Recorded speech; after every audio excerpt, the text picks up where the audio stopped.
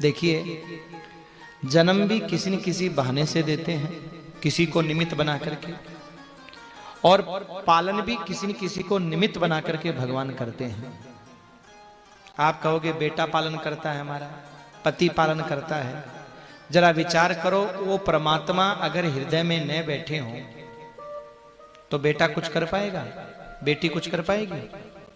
हाँ, वो तुम्हारी बेटी भी तभी तक है जब तक वो अंदर बैठा है। एक विचार करना, ये जितने भी नाम है ना, बेटा, बेटी, पति, पत्नी, बाप, जितने भी नाम है ना, ये तभी तक है जब शरीर से वो आत्मा रूपी परमात्मा निकल जाता है ना, तो कोई नहीं बोलता ये मेरा बेटा है, कोई नाम लेकर के नहीं बोलता। कभी आपने मुर्दे को उठाते समय ये नहीं सुना होगा कि मोहन को उठाओ, सोहन को उठाओ, गीता को उठाओ, सीता को उठाओ। न स्त्री है, न पुरुष है, न वो गीता है, न वो सीता है, न वो मोहन है, न सोहन है। उसकी संज्ञा क्या है? मुर्दा। आपने मारवाड़ी में कह दे माटी, माटी को उठाओ, कोई संज्ञा नहीं है। क्यों? ये सारी संज्ञाएं तभी तक है जब तक वो परमात्मा इस शरीर में विद्यमान है। तो मां अगर बच्चे को जन्म देती है तो वो परमात्मा जब अंदर विराजमान है तभी तक दे सकते हैं, नहीं तो नहीं दे सकती। इसीलिए कहते हैं कि वो परमात्मा ही सारे संसार का सृजन करते हैं, सृष्टि करते हैं। और कोई कमा करके लेकर के आ रहा है ना, चाहे वो किसी पद पर बैठा हुआ है, वो तभी तक बैठा हुआ है जब तक वो परमात्मा उसके शरीर में विद्यमान है। और जिस दिन वो परमात्मा निकल गए, उस दिन सजनों वो किसी का पेट क्या भरेगा? वो अपना भी पेट नहीं भर सकता, किसी दूसरे का पेट क्या भरेगा? इसलिए कभी अभिमान मत करना कि मैं घर चलाता हूं, चलाती हूं, कमाता हूं, कमाती हूं। नहीं, कमाने वाला भी वो है, सबका पालन करने वाला। बस अंतर इतना है कि जिस परिवार के लिए आप ये बोलते हो कि मैं इनका पालन करता हूं या करती हूं, उसका निमित्त भगवान ने आपको बनाया है। बस अंतर इतना है कि उसका निमित्त भगवान ने आपको बनाया है। बाकी सजनों, पालन करने वाला तो वो परमात्मा ही है, वही सबका पालन करता है। और वो परमात्मा संहार करते हैं, कृपा है। आप कहोगे महाराज ये बात तो समझ में आ गई कि भगवान जो पालन करते हैं या जन्म देते हैं ये तो कृपा है, पर किसी को मार दें ये कौन सी कृपा है? हाँ, ये कृपा कैसी है कि किसी को महाराज वो अपने यहां बुला ले? तो देखो, ये भी परमात्मा की कृपा है, संहार भी कृपा है। कैसे? आप जरा विचार करो, अगर भगवान किसी को मारे ही नहीं, संहार करे ही नहीं, सब धरती के ऊपर रहे, मान लो, एक कल्पना करो, तो सबसे पहली बात तो ये कि आप उस जर्जर शरीर का करोगे क्या? जो शरीर इतनी बीमारियों से घिर चुका है। देखो, बूढ़ा आदमी शरीर की ममता में जीता तो है, पर उसका जीना जीना नहीं होता है। उससे जाकर के पूछो कितने दर्द में जीता है वो। कभी हाथ में दर्द, कभी पैर में दर्द, कभी सर में दर्द, आंखों से दिखता नहीं है, चला नहीं जाता। किसी का सहारा लेने की कोशिश करता है तो कभी बेटा चिल्लाता है, कभी बहू चिल्लाती है, कभी बेटी चिल्लाती है। कितना कितना अपमान से वो जीवन जीता है। विचार करिए, कितना अपमान से वो जीवन जीता है। भगवान की कितनी कृपा है कि जब उसको अपने धाम बुला लेते हैं तो बेटा बहू भी सुखी, और वो चला गया तो वो भी, जो कोई परेशान हो रहा होता है। ये अलग बात है कि जो कमा के ला रहा है, बढ़िया काम कर रहा है, और वो जब जाता है तब हमें दुख होता है। क्यों? क्योंकि वो कमा रहा था ना, काम कर रहा था ना। और जो निठल्ला हो, बीमार हो, जिसकी सेवा हमें करनी पड़ रही हो ना, उन बेटा बहू से जाके पूछना, जब उनका मेंबर जाता है ना तो कहता है हाँ भगवान की कृपा हो गई महाराज, दुख पावा, कृपा हो गई। तब बोलता वो कृपा हो गई। पर जब कोई काम का व्यक्ति चला जाता है ना, तब हम भगवान को दोष देते हैं, ठाकुर तूने अच्छा नहीं किया। पर सजनों, ये संसार में आना और जाना, अच्छा जो जाएगा नहीं तो फिर आएगा कैसे? ये जाना और आना ये भगवान ने जो बनाया ना, बहुत सोच समझ करके बनाया है।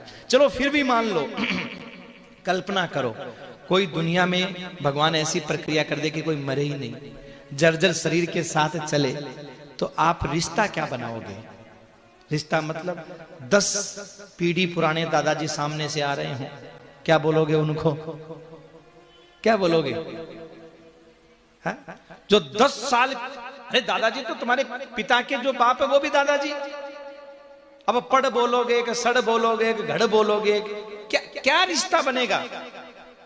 इसलिए सजनों, भगवान ने जो ये संहार की जो प्रक्रिया भगवान ने कर रखी है ना, ये भी उनकी कृपा है। क्यों? आत्मा तो कभी मरती नहीं है।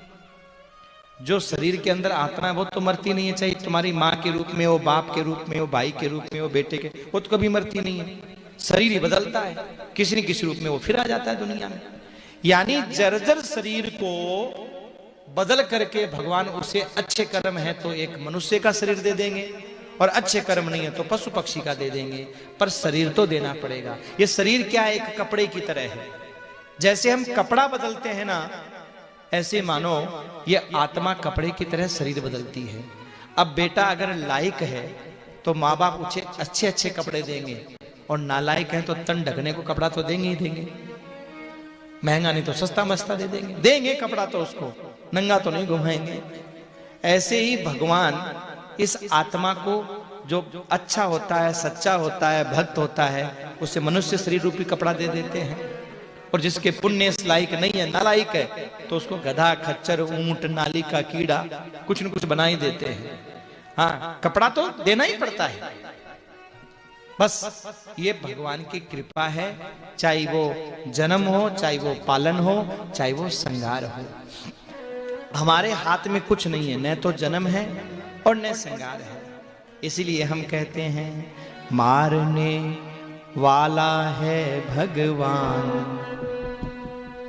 मारने वाला है भगवान, बचाने वाला है भगवान, मारने वाला है भगवान, बचाने वाला है भगवान, मारने वाला है भगवान, बचाने वाला है भगवान, मारने वाला है भगवान, बचाने वाला है भगवान। वे मूर्ख क्यों करता अभिमान, बचाने वाला है भगवान, वे मूर्ख क्यों करता अभिमान, बचाने वाला है भगवान, मारने वाला है भगवान, बचाने वाला है भगवान, मारने वाला है भगवान, बचाने वाला है भगवान।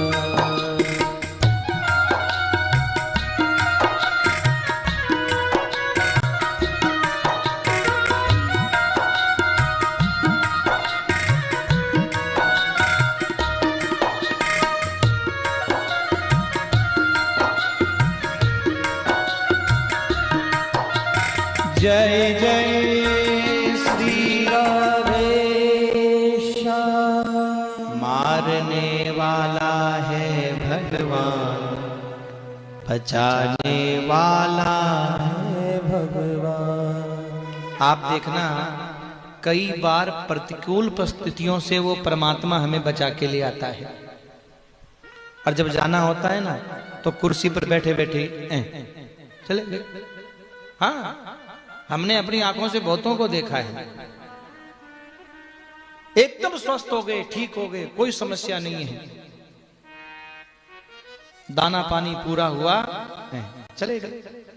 और जब तक दाना पानी पूरा नहीं होता तब तक मेरे भाई कोई किसी का बाल बांका नहीं कर सकता, बिगाड़ नहीं सकता। ये बात अलग है कि हम कभी ये नहीं बोलते कि मौत आई मर गया। दुनिया में जाने का एक बहाना होता है। बहाना क्यों होता है? क्योंकि जब ठेके दिए गए ना, तो जल का ठेका भी एक देवता ने ले लिया, अग्नि का ठेका भी एक देवता ने ले लिया, वायु का ठेका भी एक देवता ने ले लिया, पर मौत का ठेका लेने के लिए कोई आगे नहीं आया। भगवान ने कहा भाई ये भी ठेका लो, जन्म से पालन सब कुछ हो गया तो इनको वापस भी तो लेके आना है, सृष्टि को समेटना भी तो है।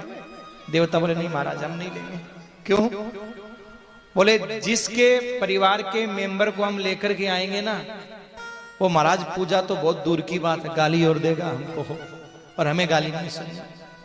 भगवान ने कहा चिंता ही मत करो, मैं दुनिया में ऐसी माया फेरूंगा कि कोई नहीं कहेगा कि मौत आया और मर गया, फिर सब ये कहेंगे दही खा लिया था रात में, टाइफाइड हो गया, नहीं खाते तो बच जाते।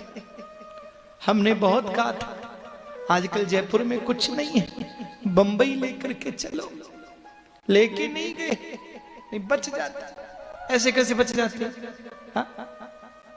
जिसको बचना है ना वो वहां पहुंच जाता है, और जिसको नहीं बचना है ना आप लाख कोशिश कर लो तो भी नहीं पहुंच पाता है, और पहुंच जाए तो भी नहीं बच पाता है। क्यों? क्योंकि उस परमात्मा को संहार करना है तो करना है।